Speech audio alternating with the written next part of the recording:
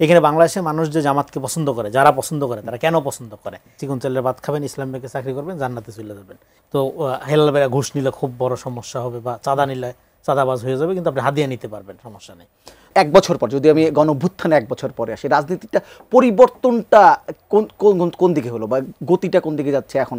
সবই মনে হচ্ছে নতুন একটা রাজনীতি মনে শুরু হচ্ছে।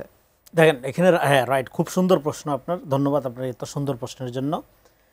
এই রাজনীতির গতিপথের মধ্যে একটা গুরুত্বপূর্ণ সিমটম এর মধ্যে একটা হলো এই যে ছাত্র সংসদ নির্বাচনগুলো নিয়ে এতগুলো কথা বললেন, ছাত্র সংসদ নির্বাচনগুলো সবগুলোতে ব্যাকফুটে থেকেও, চরম মাত্রার ব্যাকফুটে থেকেও যে ছাত্রদল অংশগ্রহণ করলো, এটা একটা ভালো লক্ষণ। বলা চলে যে ব্যাকফুটে থেকেও অংশগ্রহণ করতে বাধ্য হলো, কারণ তারা আশা করছিল যে হয়তো জাতীয় নির্বাচনের আগে অন্য কোনো নির্বাচন হবে না, কিন্তু যেহেতু ছাত্র সংসদ নির্বাচনগুলো করা হলো, এবং ছাত্র সংসদ নির্বাচনগুলো করার মধ্য দিয়ে আমরা যেখানে দীর্ঘদিন যাবত বলতেছিলাম যে এখানে এক ধরনের একটা ফতেল্লা গুলেন মডেল এখানে ইমপ্লিমেন্ট করার চেষ্টা করা হচ্ছে। সেটা কি? সেটা হলো ফতেল্লা গুলেনের মডেল। আপনারা যদি স্টাডি করেন দেখবেন যে ওখানে প্রথমে কিভাবে তারা প্রভাব বিস্তার করলো, যেটার মধ্যে দিয়ে এরদোয়ানের উত্থান বেসিক্যালি, এবং এরদোয়ান আউট অ্যান্ড আউট একটা ফ্যাসিস্ট, কিন্তু fascist in the liberal face. এবং যখন তার দরকার সে ধর্ম বেচে, যখন তার দরকার সে ন্যাটোকে বেচে, হ্যাঁ, দুই দিকে আছে সে। তো যাই হোক, আপনার এই মডেলটা যখন ইমপ্লিমেন্ট করা হয় তখন তারা প্রথম তাদের টার্গেট হলো শিক্ষা প্রতিষ্ঠান দখল করা, সমস্ত শিক্ষা প্রতিষ্ঠান দখল করা, একটা এডুকেশন কার্যক্রমের মধ্যে দখল করা। এটার মর্তবা কী, এটার ফায়দা কী, এটার উপকারিতা কী? এটার উপকারিতা হলো এডুকেটেড শ্রেণী, তথাকথিত এডুকেটেড শ্রেণী বাংলাদেশে বলতে হবে, তারা হলো ওপিনিয়ন মেক করে, বা ওপিনিয়নের ক্ষেত্রে সবচেয়ে বেশি ম্যাটার করে। ফলে যখন শিক্ষিত শ্রেণী, যেমন প্রাচ্যের অক্সফোর্ড খ্যাত ঢাকা বিশ্ববিদ্যালয়, অথচ যার কোনো রকম কোনো গবেষণা নাই, যার কোনো রকম কোনো দুনিয়াতে কোনো নলেজ, জ্ঞান বিজ্ঞানের দিক থেকে কোনো সম্মান নাই, হ্যাঁ, দীর্ঘদিন ধরেই, আগে ছিল এক সময়, তো সেটা কিন্তু আপনি সেটা বলতেছেন, সেটা সেখানে যখন শিবিরের জয় জয়কার, তাহলে আপনি ব্যাপারটা বুঝেন। মেধাবীরা যদি শিবিরকে পছন্দ করে, তাহলে আপনি মেধাবী না, কিছু বুঝেন না, আপনার তো পছন্দ না করার কোনো কারণ নাই। তার মানে কি? তারপরে শিক্ষিত লোকের মধ্যে যারা ওপিনিয়ন মেক করে, ওপিনিয়ন শেপ করে, প্রথমত হলে তাদের মধ্যে আপনার জনপ্রিয়তাটা যে কোনো মূল্যে এনশিওর করতে হবে, সেটা কৃত্রিমভাবে হোক, সেটার জন্য যত টাকা ইনভেস্ট করতে হোক। হ্যাঁ, ভোট দিবে ঢাকা বিশ্ববিদ্যালয়, কিন্তু কল গাড়বে তার কচুয়ার বাড়িতে, হ্যাঁ, টিউবওয়েল গাড়া দিবে, অসুবিধা নেই।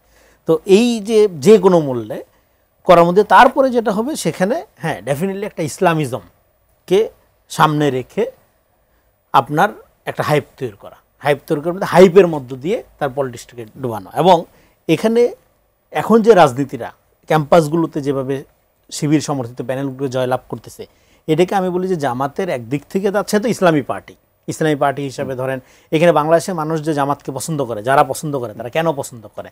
তারা কিন্তু একটা ইলেকট্রাল ডেমোক্রেটিক পার্টি হিসাবে পছন্দ করে না, কারণ আরও তো অনেক ডেমোক্রেটিক পার্টি আছে, হ্যাঁ, গণতান্ত্রিক ইলেকট্রাল পার্টি আছে, সেগুলোর সাথে তাহলে তো জামাতের তফাৎ কোথায়? তারা পছন্দ করে বিকজ অফ একটা ইসলামী রাজনীতি, তার একটা মডেল, একটা মডারেট ইসলামী মডেল, হ্যাঁ, একটা পলিটিক্যাল ইসলাম মওদুদির কনসেপশনের ভিতর থেকে তারা যেটা আর্টিকুলেট করছে, আধুনিকতা এবং ইসলামের একটা সম্মিলন। হ্যাঁ, আপনি ধরেন ট্রাক্টরের উপর কাপড় পরবেন, ওই যেটা আমরা বলছিলাম, হ্যাঁ, চিকন চালের ভাত খাবেন, ইসলাম ব্যাংকে চাকরি করবেন, জান্নাতে চলে যাবেন, এই যে একটা মডেল তারা দেখাইছে আপনাকে, হ্যাঁ, তারপরে আপনি হাদিয়া নিতে পারবেন, অসুবিধা নেই। তো হেলাল বেড়া ঘুষ নিলে খুব বড় সমস্যা হবে, বা চাঁদা নিলে চাঁদাবাজ হয়ে যাবে, কিন্তু আপনি হাদিয়া নিতে পারবেন, সমস্যা নেই।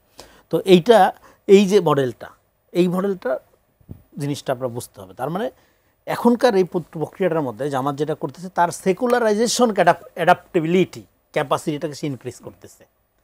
আর এদিক দিয়ে ইসলামের নামে ধরেন সে করতেছে কি, আপনি ধরেন জামাতের সমালোচনা করতেছেন, আপনি বলবেন আপনি ইসলামের শত্রু, আপনি করতেছেন জামাতের সমালোচনা, আপনাকে সে ট্যাগ দিবে ইসলামের শত্রু। 2 দিন পরে ঢাকা বিশ্ববিদ্যালয়ে বা অন্যান্য বিশ্ববিদ্যালয়ে জামাত যখন এটা করবে, ধরেন সে তাকে রাজাকার বা শিবির বললে সে মনে করতেছে তাকে ট্যাগ দেওয়া হচ্ছে। ডেফিনেটলি রাজাকার বলা একটা অন্যায় ব্যাপার, 71-এর পরে আপনি কেন রাজাকার বলবেন? কিন্তু তারপর এটাকে সে ক্যাশ করলো, কিন্তু নির্বাচনে জিতে পরের দিন সকালবেলা সে রায়ের বাজারে চলে গেল সবার আগে।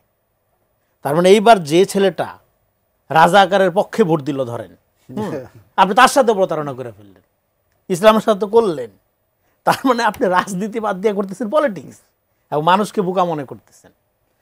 আমরা বললাম ফিলেন্থ্রপি অ্যাজ পলিটিক্স। সেটা কি? সেটা হলো আপনাকে কেউ যদি ভোটের আগে মনে করেন আপনাকে 10,000 টাকা দেয়, 10 লাখ টাকা দেয়, 10 কোটি টাকা দেয়, সে আপনার সাথে প্রতারণা করছে। আমি বলি আগামী নির্বাচনে কাকে ভোট দেবেন এটা জনগণের সিদ্ধান্ত, আপনারা যাকে খুশি তাকে দিবেন, কিন্তু কাকে দিবেন না, যে আপনাকে প্রলোভন দেখাবে, যে আপনাকে টাকা পয়সা দিবে, যে আপনাকে বিভিন্ন উপহার ও প্রলোভন দিবে তাকে ভোট দেওয়া যাবে না, কারণ এটা বিক্রয়যোগ্য পণ্য না ভোটটা, এটা আপনার সার্বভৌম ক্ষমতা, এটা আপনার অধিকার। এটার মধ্য দিয়ে আপনি একজন আইন প্রণয়নকারী যে বৈধতা অর্জন করে, যেটা একটু আগের পয়েন্টে আলোচনা করলাম, ইট ক্যান নট বি এক্সচেঞ্জেবল, এটা কখনো এক্সচেঞ্জ ভোটটা হবে তাহলে। হ্যাঁ, তো ফলে ভোট দেওয়ার ক্ষেত্রে আপনার এই জায়গাতে তাহলে ফিলেন্থ্রপি অ্যাজ পলিটিক্সটা কী হবে, যেই লোকটা আপনাকে আপনার জন্য সেই রাজনীতিটা উপহার দিবে যে আপনার আর উপহার নিয়ে এই ছাগল নিয়ে টিউবওয়েল নিয়ে ৫,৫০০ ১,০০০ ১০,০০০ টাকা নিয়ে চলতে হবে না। আপনার এই যে মানুষের দান অনুদান নেওয়ার অবস্থার উত্তরণ ঘটাবে, যে আপনাকে অনুদান দিবে সে আপনার রাজনীতিবিদ না, সে আপনার মডেল না। যে অনুদান নেওয়ার অবস্থা থেকে আপনাকে মুক্তি করবে, মুক্তি দেওয়ার ফর্মুলা নিয়ে হাজির হবে, সে আপনার পলিটিশিয়ান। ফলে সেই পলিটিশিয়ানদেরকে, সেই রাজনীতিকে সেটা বেছে নিতে হবে। আমাদের এখানে দরকার, আমি বলি দেখেন ৫ তারিখের পরে ১০০% বিরোধিতার জায়গায় গিয়ে রাজনীতি করার কোনো সুযোগ নাই। এখন জামাত ইসলাম যে রাজনীতিটা করতে, তারা যেটা মনে করছে যে তারা যে হাইপের মধ্য দিয়ে এখানে সমাজকে বিভক্ত করে, সমাজ অলরেডি সাফোকেটিং অবস্থা তৈরি হয়ে গেছে, এটা তো হওয়ার কথা না।